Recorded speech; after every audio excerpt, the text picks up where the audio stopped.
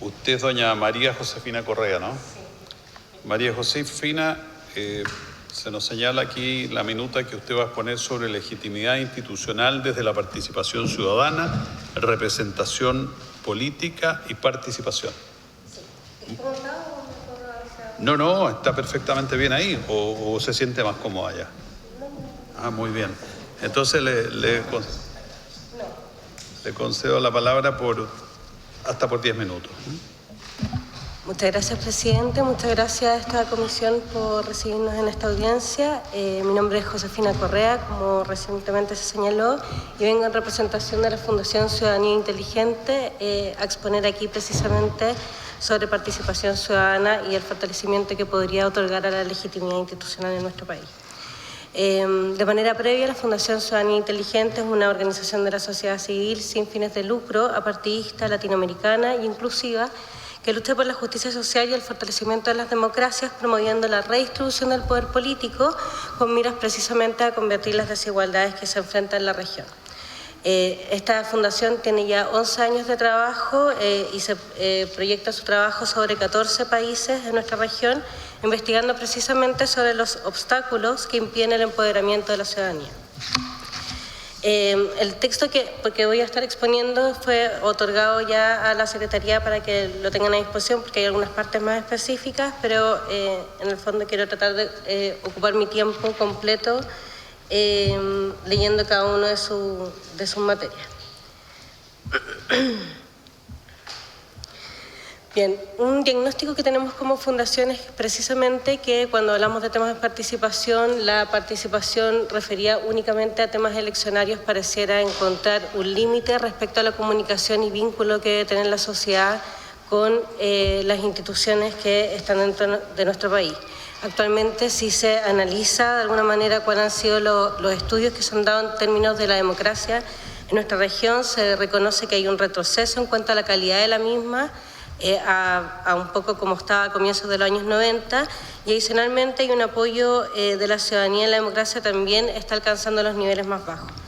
Nuestro diagnóstico entiende que las limitaciones del fortalecimiento democrático tienen su origen en las restricciones estructurales que presenta este modelo de democracia únicamente ligado a la participación a procesos eleccionarios.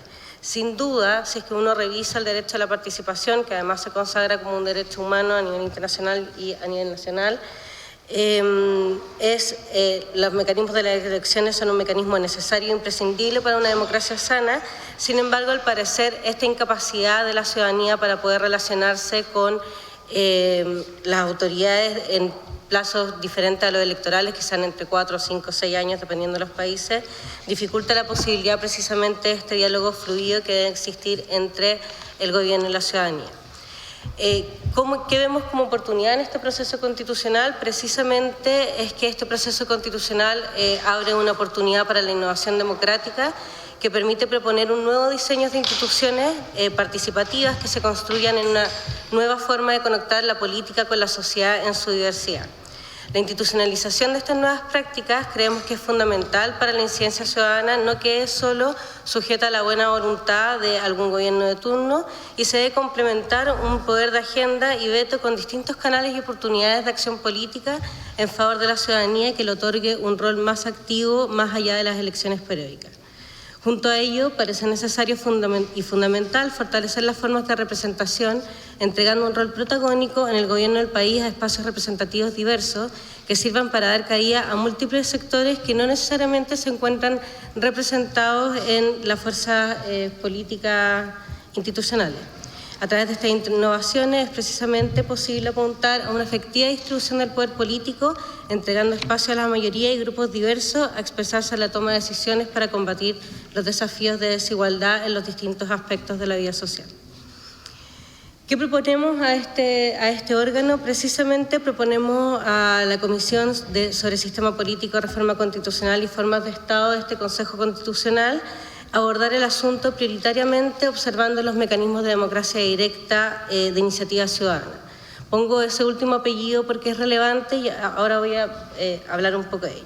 Si bien cuando se habla sobre la definición de democracia y se habla sobre los mecanismos de democracia directa, no siempre hay una definición objetiva y única. Es relevante considerar que se ha entendido que son todas aquellas herramientas que permiten a la ciudadanía pronunciarse en un voto universal, pero que no tenga relación precisamente con la elección de representantes. En otras palabras, se refiere a cuando la ciudadanía vota en las urnas y decide directamente sobre un asunto que le influye, pero que no tiene que ver con la elección de una autoridad determinada. Es relevante aquí esto que les comentaba, que no proponemos la incorporación de mecanismos de democracia directa a secas, porque precisamente este tipo de mecanismos no han conllevado a una mejora necesariamente de los procesos democráticos. Hemos visto que, si bien reconocido en distintos países, podemos ver en nuestra región que han sido utilizados tanto por gobiernos democráticos como con gobiernos más autocráticos y que han precisamente degradado la base institucional de aquellos países. ¿Por qué? Porque de alguna manera se permite, cuando son entregados hacia la autoridad estos mecanismos de democracia directa, que puedan ser manipulados y coartados por las instituciones encargadas de su implementación, eliminando precisamente la posibilidad de que la ciudadanía pueda tener agencia sobre las materias y poder precisamente apoyar este empoderamiento. Nuestra propuesta busca promover la adopción de mecanismos de democracia directa ciudadana en el anteproyecto constitucional, teniendo en cuenta que sean efectivamente accionables y accesibles para la ciudadanía y de esta forma buscar prevenir este riesgo, como les comentaba recientemente, de democracias de la región donde los mecanismos de democracia directa han funcionado para ser promovidos por las autoridades ejecutivas y que raramente encuentran una aplicación práctica cuando son precisamente impulsados por la ciudadanía. Sobre este punto es relevante señalar que ha habido un avance notorio propuesto por la Comisión Experta en materia de participación ciudadana en relación al texto actual. Eso se celebra y se agradece en parte del marco de la discusión, pero quiero sí revisar algunos de sus temas más relevantes en la inclusión que se hizo respecto a la participación. Primero, es muy relevante notar que en las bases institucionales se refleja en el artículo 4, inciso primero, que precisamente la soberanía puede ejercer, se ejerce el poder también a través de los mecanismos de participación. ¿Y cuáles fueron estos mecanismos de participación que se incluyeron dentro del anteproyecto constitucional? Primero comentarlo, fueron aprobados de manera unánime por el Pleno, lo cual evidencia el nivel de transversalidad que hubo respecto a los mismos, y se consagra en distintos ámbitos la participación. Por ejemplo, se establece la obligación del Congreso Nacional de establecer por ley mecanismos de participación ciudadana no vinculantes en el proceso de formación de ley, elevándolo a escala constitucional, temas que han sido práctica del Congreso Nacional y que no necesariamente antes estaban así consagrados. Se consagra la iniciativa popular de ley, donde se permite que un 4% de las personas habilitadas puedan sufragar, puedan presentar al Congreso Nacional una iniciativa popular de norma. Es clave aquí señalar que estas iniciativas no tienen obligación ni urgencia de ser tramitadas por el Congreso y no pueden referirse tampoco a reformas constitucionales. Se incorpora también la iniciativa de derogación de ley, donde se permite que un equivalente a un 3% del último padrón electoral pueda presentar una iniciativa de derogación total o parcial de norma dentro de los 60 días desde su publicación. Se incorpora también la obligación del Estado de garantizar la participación en la gestión pública, debiendo resguardarse a nivel legal el contemplar las audiencias o consultas públicas para que los procesos de elaboración de normas de carácter nacional, regional y local. Se establece también un mecanismo nuevo que es el establecimiento de fueros de deliberación ciudadana que permite colaborar con la resolución de materias específicas de debate de alcance nacional, regional y local, y se establece para este mecanismo en particular un órgano colegiado de carácter imparcial cuya función precisamente es convocar a este foro de deliberación. Y se establece además a nivel de la administración local la posibilidad de que el gobernador regional o el alcalde, con acuerdo o requerimiento de 2/3 de los consejeros regionales o concejales en ejercicio o por un grupo de personas habilitadas para sufragar que represente el 8% del padrón electoral regional o comunal, puedan someterse a plebiscitos en materias de competencia municipal, estableciendo además una posibilidad de hacer una consulta no vinculante respecto a temas presupuestarios. Como bien decía, constatamos un avance en estas materias en relación a la democracia y la participación aprobada en el anteproyecto constitucional. Sin embargo, volvemos a reiterar aquí que creemos necesario la incorporación de mecanismos de participación de participación ciudadana en el anteproyecto. Distan de entregar necesariamente una real agencia a la ciudadanía.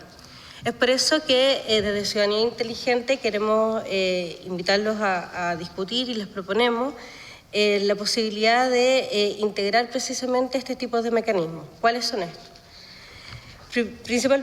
En primer lugar, el plebiscito de iniciativa popular, de esto se habló de manera profunda, tiene que ver con un mecanismo proactivo que permite a un conjunto de la ciudadanía proponer la aprobación de una nueva legislación para el país para ser decidida por el electorado de manera directa. Es aquí la diferencia esencial respecto a la iniciativa popular de ley, que no necesariamente permite a la ciudadanía poder votar esta propuesta.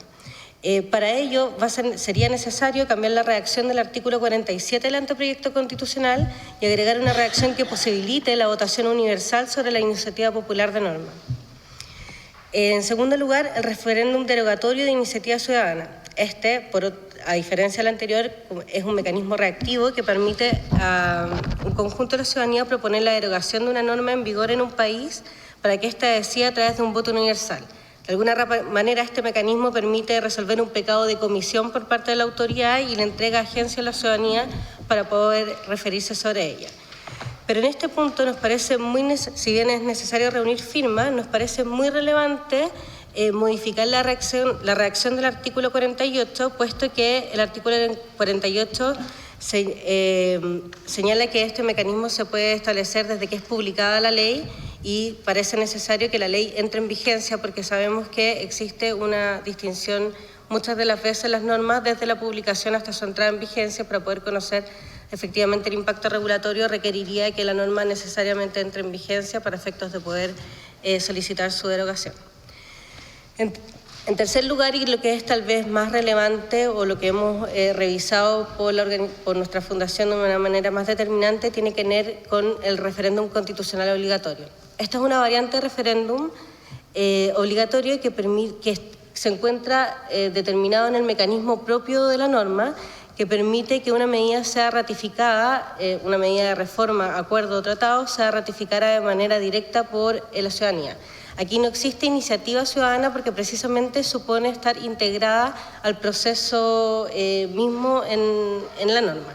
Este mecanismo resulta esencial para que la ciudadanía se pronuncie en aquellos elementos normativos más relevantes del país. Sin embargo, el anteproyecto constitucional no contempló de ninguna manera esta instancia.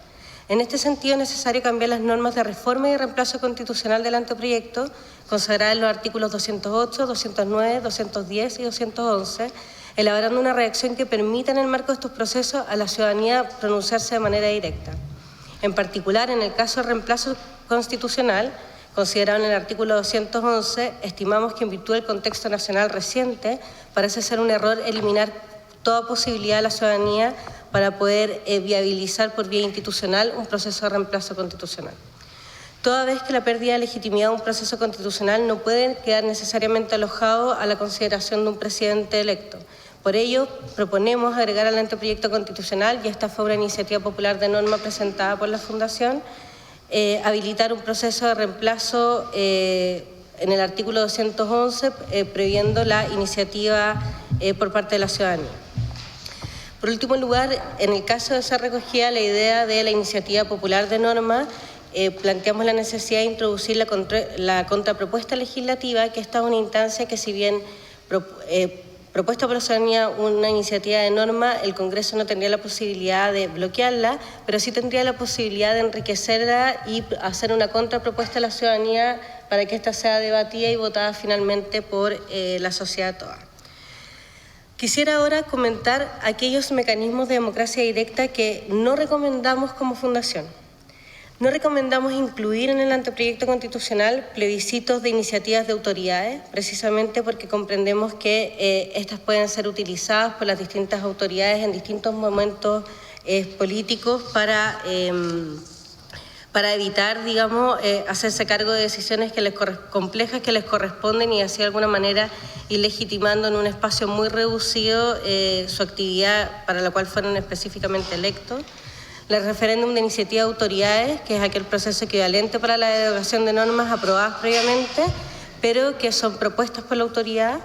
Los referéndums revocatorios de mandato de autoridades, puesto que este proceso consiste en la votación por la cual la ciudadanía puede dar término adelantado a un periodo de una autoridad electa, y este proceso suele ocurrir como iniciativa exclusiva de la ciudadanía sin la iniciativa de otros poderes del Estado. Estos tipos de mecanismos de democracia directa han sido particularmente utilizados en Latinoamérica y encuentran una implementación más frecuente y exitosa que los mecanismos de democracia directa ciudadana.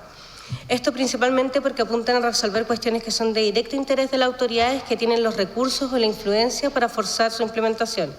Consideramos necesario evitar la tentación de espacios de representación de eludir su responsabilidad en la toma de decisiones y someter temas complejos delegando la resolución a la ciudadanía, definiendo de antemano y restringiendo las alternativas sobre las cuales éstas se puedan pronunciar. Este tipo de mecanismos corre el riesgo de reducirse a instrumentos plebiscitarios que en realidad buscan confirmar o no el apoyo a un gobierno o autoridades políticas y no permiten el involucramiento ciudadano más allá de su ratificación y rechazo.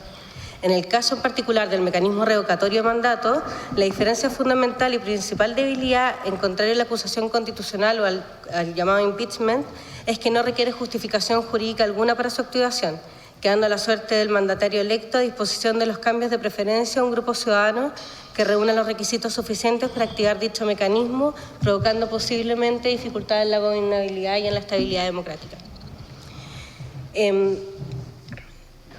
Estamos pasados el tiempo, disculpe.